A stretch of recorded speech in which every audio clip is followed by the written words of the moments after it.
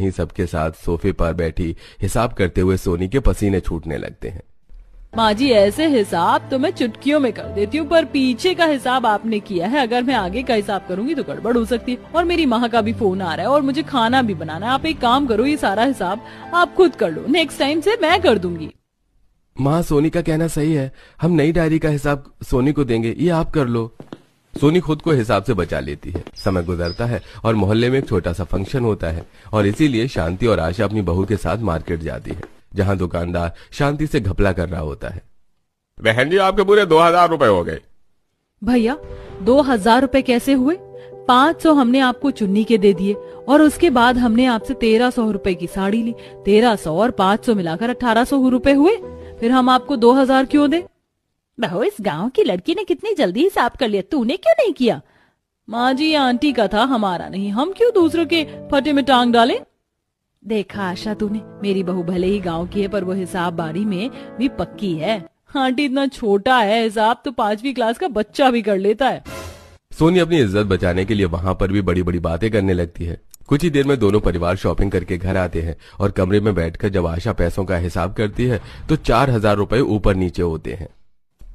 बहू, मैंने तुझे 10,000 रुपए दिए थे और तूने सिर्फ 6,000 का सामान लिया।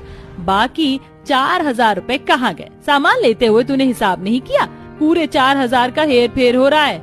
माँ जी, कोई गड़बड़ नहीं हुई, आप शांत हो जाओ। मैं आपको बाद में पूरा हिसाब देती हूँ, थोड़ा आराम करो। एक बार फिर सोनी बहानेबाजी से खुद को बचा लेती है। समय गुजरता है और एक दिन जब आशा अपने मोहल्ले की कुछ औरतों के साथ सब्जी लेकर घर आ रही थी तो शांति के घर से खाने की खुशबू आती है।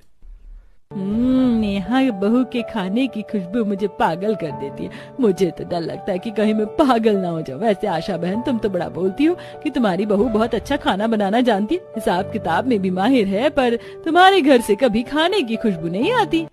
नीचे नहीं है और ना ही हमारी रसोई में खिड़की लगी है जो खाने की खुशबू बाहर तक फैले। पर फिक्र मत करो, आज मेरी बहू जो भी बनाएगी वो मैं तुम्हारे घर भिजवा दूंगी। फिर खुद टेस्ट करके बताना कि किसकी बहू खाना ज्यादा अच्छा है। और सुमित्रा बहन, तुम ही बताओ जरा माया बहन को, उस दिन जब तुम्हारे घर डिलीवरी वाला आया था तो किसने तुम्हारी प्रॉब्लम खत्म करी थी?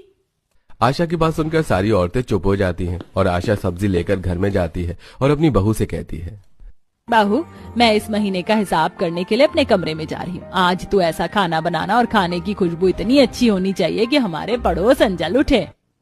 अब आशा अपने कमरे में बैठकर हिसाब करने लगती है तो वहीं हमेशा की तरह आज भी सोनी खाना ऑर्डर कर देती है और खुद फ्रेश होने के लिए बाथरूम में चली जाती है। कुछ देर में डिलीवरी बॉय घर के पीछे वाले दरवाजे पर आता है और उसी वक्त किसी काम से आशा वहां जाती है और डिलीवरी बॉय को देखकर हैरान हो जाती है।